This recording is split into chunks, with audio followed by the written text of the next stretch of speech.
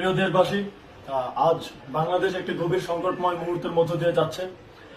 এখন পর্যন্ত আমাদের প্রাপ্ত খবর অনুযায়ী আওয়ামী লীগ, ছাত্রলীগ, যুবলীগের সন্ত্রাসীরা গুলি করে কুপিয়ে প্রায় 30-এর অধিক শিক্ষার ছাত্র জনতাকে হত্যা করেছে এবং দিন শেষ হতে হতে এই সংখ্যাটা কোথায় গিয়ে দাঁড়ায় আমরা জানি না।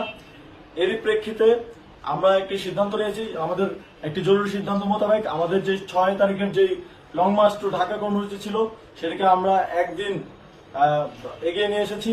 অর্থাৎ আগামীকাল 5ই অগস্ট সারা দেশের মুক্তিকামী জনতাকে ঢাকার উদ্দেশ্যে রওনা হওয়ার জন্য আমরা আহ্বান জানাচ্ছি। যারা পারবেন, যাদের পক্ষে সম্ভব হবে, আজ রাতেই আপনারা ঢাকার উদ্দেশ্যে রওনা হয়ে যান।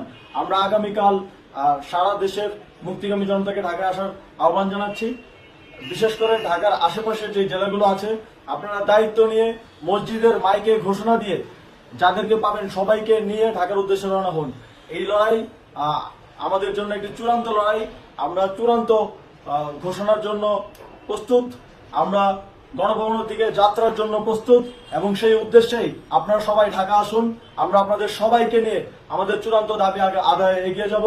আমি জানি না সমন্বয়করা আজকে রাতে বেঁচে থাকতে পারবে কিনা, কিন্তু আপনাদের উপর আমরা এই দায়িত্ব দিচ্ছি।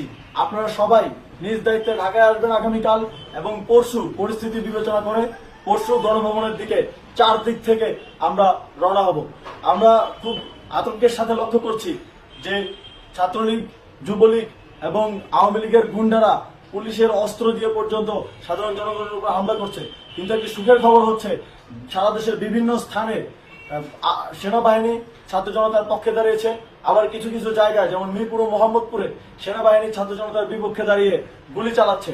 আমরা সেনাবাহিনীর প্রতি আহ্বান জানাতে চাই, আপনারা এদেশের নাগরিক এবং আপনারা এদেশের নিরাপত্তার দায়িত্বে আছেন, এদেশের জনগণের যানবাহনের নিরাপত্তার দায়িত্বে আছেন। আপনারা দেশের পক্ষে এবং দেশের জনগণের জন্য কাজ করবেন। কোনো খুনি সরকারের জন্য, কোনো খুনি রাজনৈতিক দলের জন্য কাজ করবেন না। এটি এদেশের জনগণ আপনাদের থেকে প্রত্যাশা করে। আমাদের এই আন্দোলনে সম্পূর্ণ সমর্থন দিয়ে হয় নিরপেক্ষ থাকুন, অথবা এই খুনি বাহিনীকে, সরকারের খুনি বাহিনীকে প্রতিহত করুন, তাদেরকে যথাযথ শাস্তির আওতায় নিয়ে আসুন। যে কারফিউ সরকারের পক্ষ থেকে ঘোষণা করা হয়েছে, আমরা স্পষ্টভাবে বলতে চাই, সেনাবাহিনী এই ধরনের কোনো কারফিউ বাস্তবায়নের জন্য মাঠে না নামে। যদি মাঠে নামে তাহলে সেনাবাহিনী স্পষ্টভাবে অফিসিয়ালি জনতার বিরুদ্ধে দাঁড়াবে।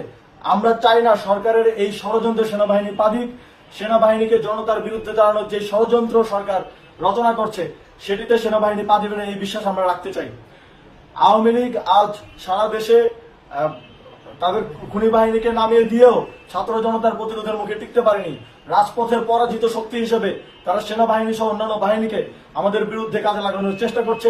এই চেষ্টাকে, এই ষড়যন্ত্রকে ব্যর্থ করতে হবে এবং আগামীকাল সারা দেশে মসজিদে মসজিদে ঘোষণা দিয়ে ঢাকার উদ্দেশ্যে আপনারা রওনা হন। প্রত্যেকটি পরিবার থেকে অন্ততপক্ষে একজনকে ঢাকার উদ্দেশ্যে রওনা করে দিন, এই ইতিহাসের সাক্ষী হতে, একটি নতুন বাংলাদেশের অভ্যুদয় ঘটানোর একজন কর্মী হতে।